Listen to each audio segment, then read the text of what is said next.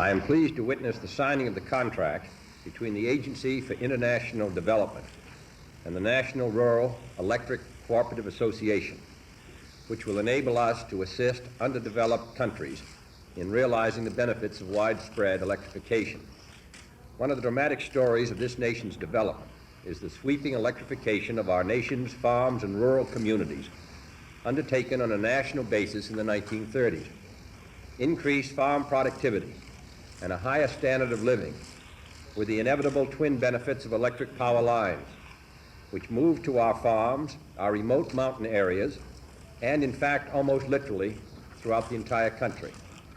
Although much of the credit for this tremendous expansion must go to the statesmen of the 30s, exemplified by George W. Norris, we know that it could not have been achieved without the industry and the initiative of those strong individuals of rural America who formed together in cooperatives under the encouragement and guidance of the Rural Electrification Administration. One of the most significant contributions that we can make to the underdeveloped countries is to pass on to them the techniques which we in this country have developed and used successfully. It seems to me, therefore, that the contract signed today holds special promise for those countries which have realized only a small fraction of their energy potential. I understand that the countries which will participate in this program initially are Latin American nations through the Alliance for Progress, and I know that I express the hope of all that the results of the contract will be an improved standard of living for millions of people. I congratulate the people of AID and of the NRECA for having developed this agreement.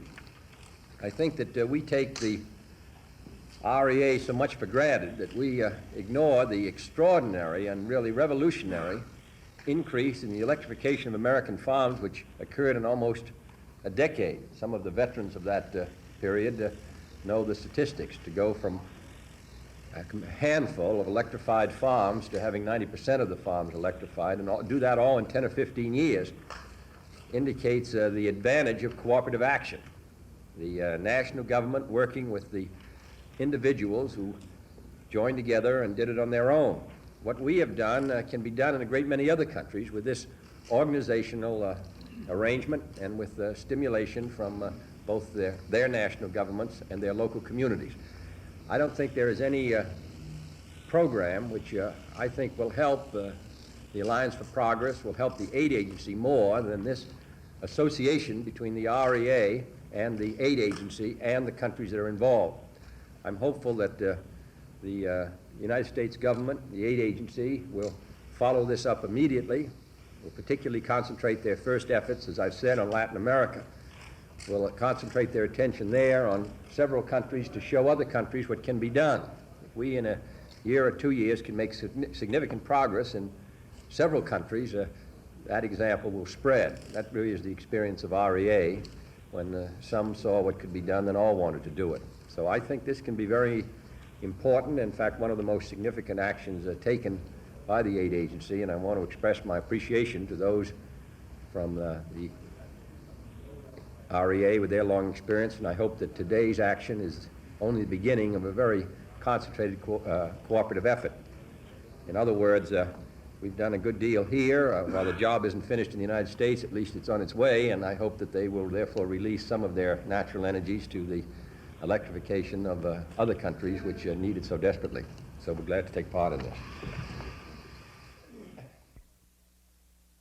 Maybe you could just explain now how we're going to function on this matter for the next few months. I will, Mr. President. What this does, Mr. President, is to set up really a framework of a relationship between the Agency for International Development and the NRECA, focused primarily on the Alliance for Progress. The first countries that these gentlemen are going into are Nicaragua, Colombia, and northeastern Brazil. They've had requests just the other day from Ecuador, and they plan to do just exactly what you said, to get this thing going in some of these countries, and then it'll spread to the contagion of example.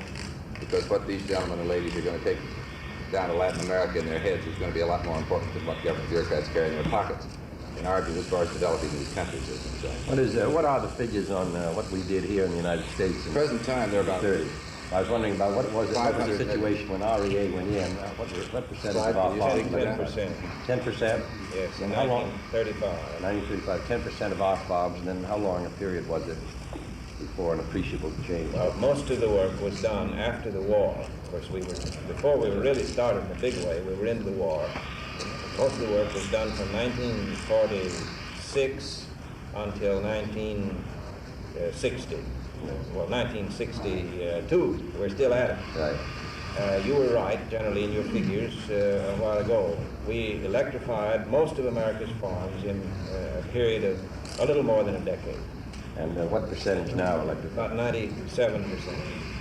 Well, I think that figure to go from 10% to 97% as a result of this cooperative effort by the national government and the REAs and the local communities and private industry, and I think should be encouraging to countries which have even less than 10% today. It shows it can be done, so I think this is going to be very helpful. Thank you very much. Thank you.